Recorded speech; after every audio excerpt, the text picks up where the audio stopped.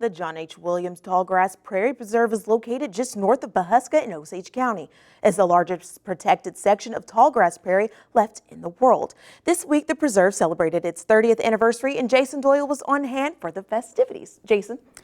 Taylor, before the Tallgrass Prairie Preserve was established and bison returned to the area, the last recorded living wild bison in Oklahoma was killed in 1851 in Osage County. Nearly 175 years later, that protected area is now home to a thriving bison herd. This thriving bison herd and the Joseph H. Williams Tallgrass Prairie Preserve in northern Osage County are the result of a failure. In 1984, an effort began here to do a tallgrass prairie national preserve that would be owned and operated by the National Park Service. A bill was introduced in the United States Senate in 1987. In 1988, that bill died. Because the federal government failed to secure the land in 1988, some of it was sold. That's when the Nature Conservancy stepped in to take on the challenge. The Nature Conservancy realized that if they didn't act quickly, this opportunity to purchase significant chunks of tallgrass prairie from willing sellers would soon be lost, and who knew when you'd have another opportunity. The organization was able to raise the money and purchase the land that would be the beginning of the return of the tallgrass prairie to the rolling Osage Hills of northern Oklahoma. So in 1989, the Conservancy, the Nature Conservancy, bought the 29,000 plus acres from the Barnard family and started the Tallgrass Prairie Preserve. I tell people the Nature Conservancy did in 5 years what the federal government could not do in 50. After working the land for a few years to reestablish the tallgrass prairie, a gift was given to the Nature Conservancy, a herd of bison.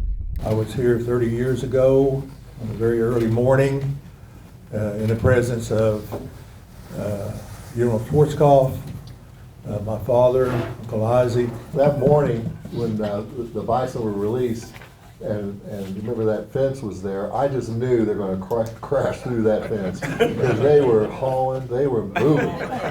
I was the first preserve director. I was hired in December of 1990, and I was there for the bison release 30 years ago to this day. Payne says the experience of seeing bison return to the Oklahoma prairie was an amazing sight. They went thundering by, and about everybody there was moved to tears. It was amazing. 300 animals initially introduced onto 5,000 acres.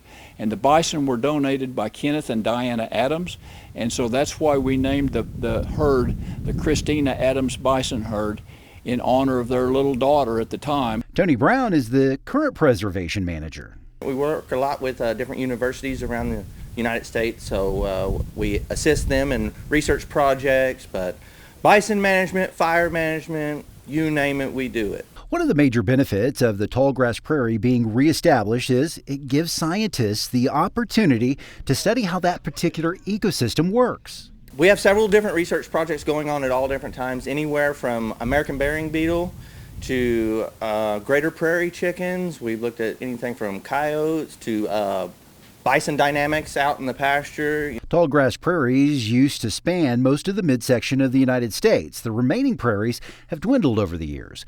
The Williams Preserve has helped to ensure this type of ecosystem of tallgrass, insects, other species, and of course, the bison can be studied for generations to come. The only other tallgrass prairie preserve is in the foothills of Kansas. This habitat is amazing. We've only got 4% of it left.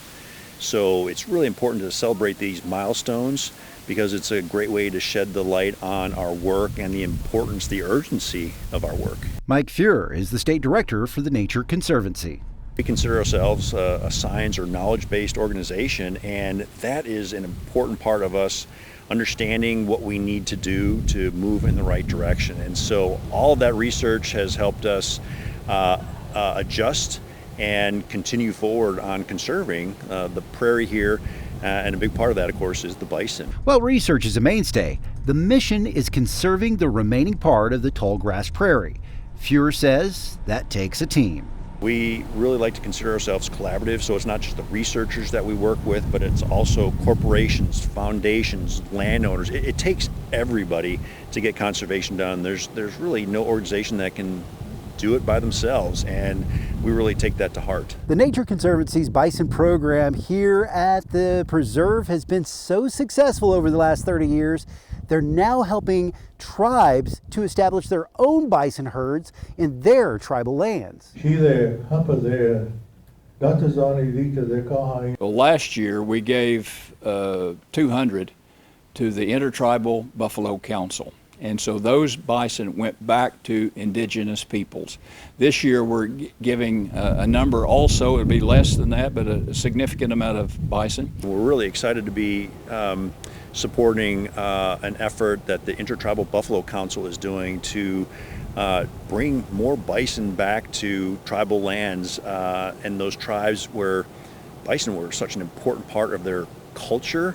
That's a neat project to be a part of, even if we're only playing a small part. The rest of the surplus bison are sold at an online auction and are used for everything from meat production to augmenting other bison herds. As the Tallgrass Prairie Preserve got started 3 decades ago, some scientists were predicting it would take 100 years to redevelop into a pristine state. And so we begin to look at things more in long term. And of course, back then, 100 years was 100 years. But now it's 30 years into that, and it's not so far out there.